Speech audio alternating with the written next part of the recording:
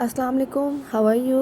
आज से हम ओपिनियंस को डिस्कस करेंगे और ओपिनियंस में से जो की पॉइंट्स होंगे उन्हें एक्सट्रैक्ट करेंगे और देखेंगे कि वो किस तरह हमारे लिए बेनिफिशियल हो सकते हैं और इससे रिलेटेड कौन सी इंपॉर्टेंट इन्फॉर्मेशन है जो हम उसको ऐड कर सकते हैं। आज का जो हमारा ओपिनियन है वो है लेट्स रिवर्स फ्लो।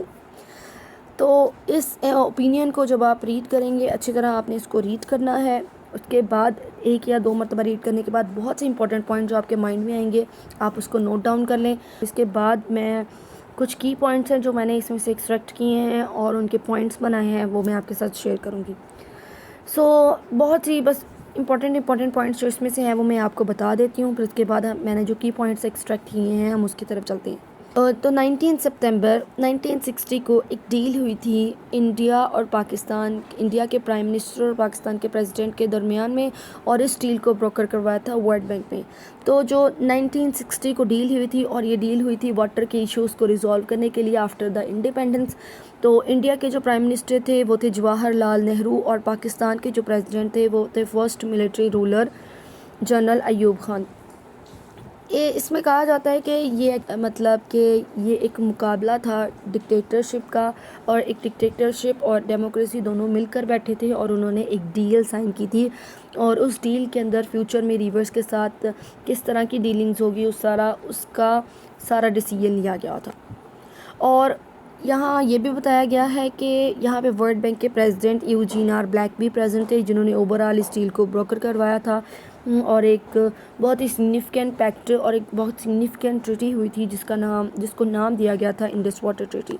ठीक है, अब यहाँ पे इस पॉइंट के अंदर under the Indus water treaty उन्होंने बताया है कि इंडस वाटर ट्रीटी जब साइन की गई थी तो इंडिया को ईस्टर्न रिवर्स का राइट दे दिया गया था। वो रिवर थे रावी, ब्यास और सतलुज, और पाकिस्तान को वेस्टर्न रिवर्स का कंट्रोल दिया गया था और वेस्टर्न रिवर्स थे इंडस, झेलम और चिनाब।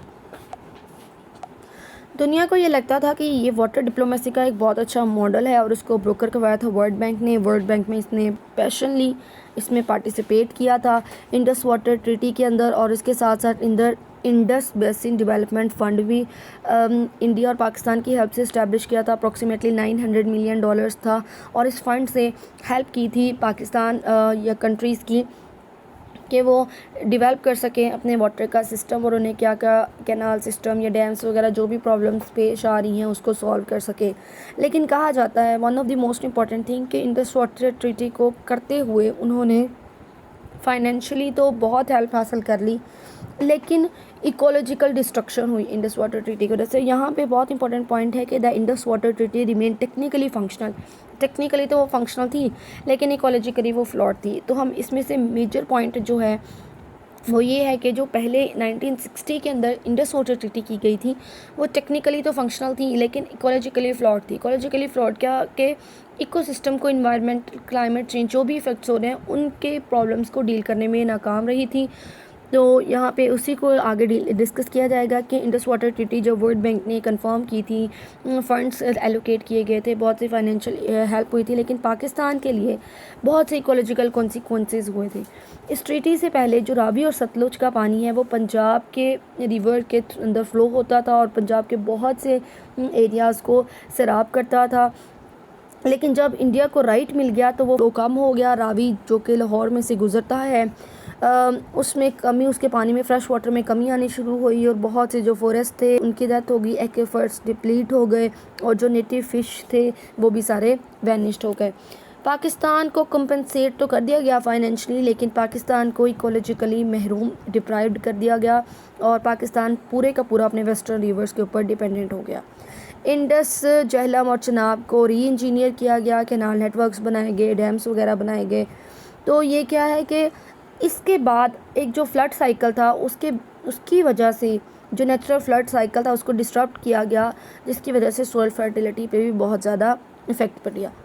तो अब इसके जो सॉइल फर्टिलिटी पे इफ़ेक्ट पड़ा था उसके बाद एशिया के अंदर इस इंडस वाटर ट्रीटी के बाद इम्पैक्ट्स क्या क्या क्रिएट हुए। तो उसमें यह है कि एशिया का जो सबसे सेकेंड लार्जेस्ट डेल्टा था वो श्रिंक होना शुरू हो गया और जो सी वाटर्स जो इंक्लूड होने लगे फ्रेश वाटर्स में, डीप इनलैंड्स में, उसकी वजह से मैंग्रोव फॉरेस्ट हो गया और ये सारी चीज़ें क्या हुई, डिस्ट्रॉय होना शुरू हो गई। ठीक है, तो इंडस वाटर ट्रीटी में बहुत से इकोलॉजिकल लॉस किए इंडिया के लिए भी और पाकिस्तान के लिए भी, लेकिन इसके ऊपर उस टाइम में ज़्यादा फोकस नहीं किया गया। जो ज़्यादा फोकस किया गया था वो ये था कि इक्वल डिस्ट्रीब्यूशन हो जाए, रिवर्स की लोकेशंस के हिसाब से डिस्ट्रीब्यूशन की गई, लेकिन इकोलॉजिकल इम्पैक्ट्स को माइंड में नहीं रखा गया। तो आज भी Indus water treaty technically function तो है, लेकिन फंक्शनल तो थी बल्कि, लेकिन इकोलॉजिकली फ्लॉड थी। क्लाइमेट चेंज ने और इसके ज़्यादा यहाँ पे उन्होंने बताया है नेक्स्ट कि क्लाइमेट चेंज ने और भी सिचुएशन को स्ट्रेसिंग कर दिया। ग्लेशियर्स मेल्ट होने लगे और मेल्टिंग ग्लेशियर्स की वजह से प्रॉब्लम्स आने लगी। तो ये कि करंट जो इन्वायरमेंटल रियलिटीज़ हैं उसको डील करने में ये नाकाम हो गया। अब यहाँ पे एक क्वेश्चन भी पूछा गया है कि what if the treaty had prioritised ecological stewardship alongside water quotas.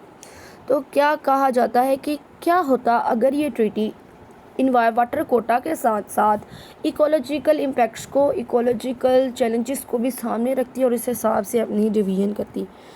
तो अब यहाँ पे लास्ट में उन्होंने एक सजेशन भी दिया कि जो रीसेंट अटैक हुआ है उसके बाद इंडिया ने सस्पेंड कर दिया इंडस वाटर ट्रीटी, तो इस अपॉर्चुनिटी को अवेल किया जाए। पहले जो अपॉर्चुनिटी मिस हो चुकी थी अब उस अपॉर्चुनिटी को अवेल किया जाए, टेबल टॉक्स की जाए और डिस्कशंस की जाए और इंडस वाटर ट्रीटी को रीडिज़ाइन किया जाए ताकि इस बार जो है उसके इकोलॉजिकल कॉन्सिक्वेंसेस को कम से कम किया जाए और वाटर डिस्ट्रीब्यूशंस को दोबारा देखा जाए कि किस तरह अब ये प्रॉब्लम्स जो हैं इन्वायरमेंट में क्रिएट हो रही हैं इस इंडस वाटर ट्रीटी के बाद उसको डील किया जा सकता है।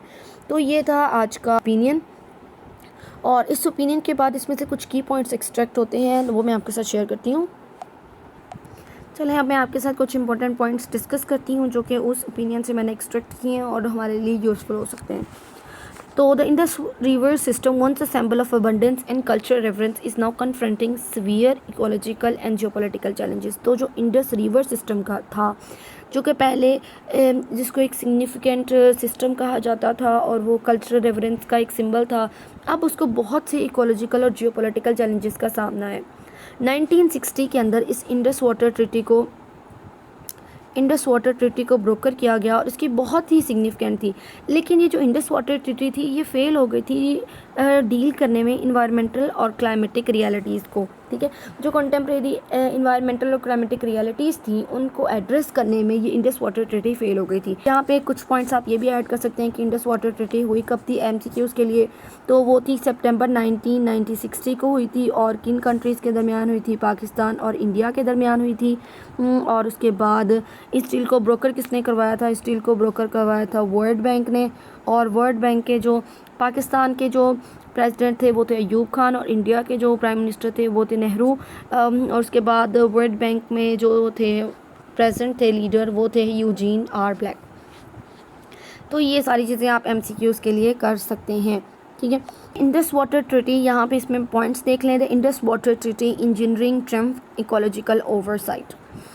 टेक्निकली जैसे मैंने आपको पहले बताया था कि technically functional and ecologically flawed.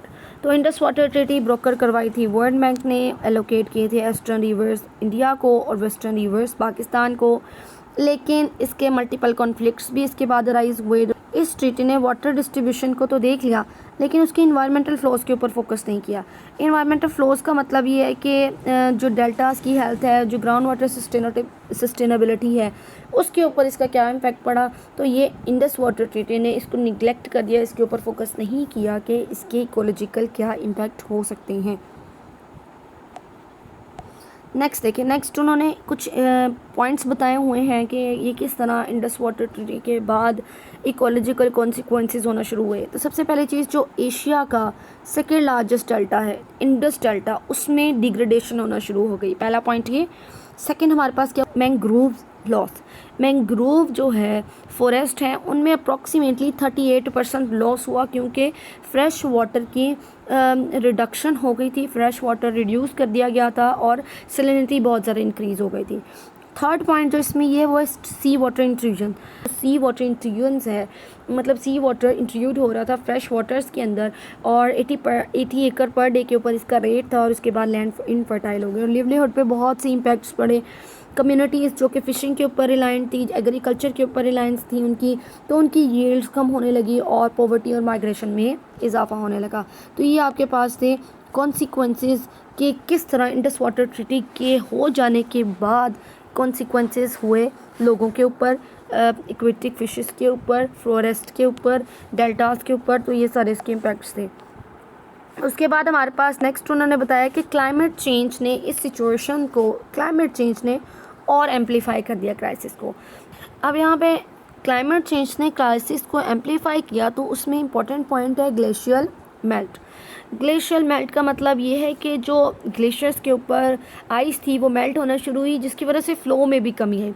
तो accelerated melting of Himalaya glaciers threaten to reduce Indus river flows by up to 8% 2050, impacting water availability for millions. तो ये जो ग्लेशियर मेल्ट है क्लाइमेट चेंज के बाद हो रही है, ये फर्दर सिचुएशंस को वर्स कर रहे हैं। और एक और चीज़ वो ये है इरेक्टिक मानसून। तो इरेक्टिक मानसून, अनप्रिडिक्टेबल मानसून भी एग्रीकल्चर साइकिल को और वाटर स्टोरेज प्लानिंग को डिस्टर्ब कर सकते हैं। तो ये क्या है कि क्लाइमेट चेंज इस सिचुएशन को और ज़्यादा वर्स बना रही है। अब कुछ रीसेंट इवेंट से है कि जो political tension and water security, recent events ने जो कि स्ट्रेन कर दिया है इंडस वाटर ट्रीटी को। तो पहली चीज़ है ट्रीटी सस्पेंशन। पहली चीज़ है ट्रीटी सस्पेंशन। तो एक कश्मीर के अंदर डेडली अटैक के बाद इंडिया ने सस्पेंड कर दी है अपनी पार्टिसिपेशन इंडस वाटर ट्रीटी के अंदर, और कहा है कि सिक्योरिटी कंसर्न्स की वजह से उन्होंने ऐसा किया है। वाटर डाइवर्जन प्लान, और दूसरी चीज़ ये है कि इंडिया बहुत से वाटर डाइवर्जन प्लान्स के ऊपर फोकस कर रहा है। India is considering projects to maximize its share of water from the Chenab river, including extending the Ranbir canal, potentially impacting Pakistan water supply. तो इंडिया कंसीडरिंग प्रोजेक्ट, इंडिया किसी प्रोजेक्ट की तरफ अपने फोकस कर रही है जो कि मैक्सिमाइज़ करेगा उसका शेयर चिनाब रिवर के अंदर, और बहुत से ऐसे प्रोजेक्ट स्टार्ट करिए जो कि पाकिस्तान की वाटर सप्लाई को इंटरप्ट कर सकते हैं। तो ये है जो पॉलिटिकल टेंशन्स और वाटर सिक्योरिटी के। एक तो इंडस वाटर ट्रीटी को सस्पेंड कर दिया, और दूसरा ये कि इंडिया क्या कर रहा है, बहुत से ऐसे प्लान्स को इंट्रोड्यूस करवा रहा है, प्रोजेक्ट्स को इंट्रोड्यूस करवा रहा है जो कि इम्पेक्ट करेंगे पाकिस्तान के वाटर सप्लाई को। और इंडिया क्या कर रहा है, इस कंसिडरिंग प्रोजेक्ट्स, ऐसे प्रोजेक्ट्स को कंसीडर करा है जो कि मैक्सिमाइज़ करेंगे इसका वाटर का शेयर चिनाब रिवर से। तो आपको पता है कि चिनाब रिवर वेस्टर्न रिवर है जो कि पाकिस्तान के हिस्से में आया था। तो ये कि ऐसे बहुत से प्लान हैं जिसके ऊपर इंडिया अभी फोकस कर रहा है।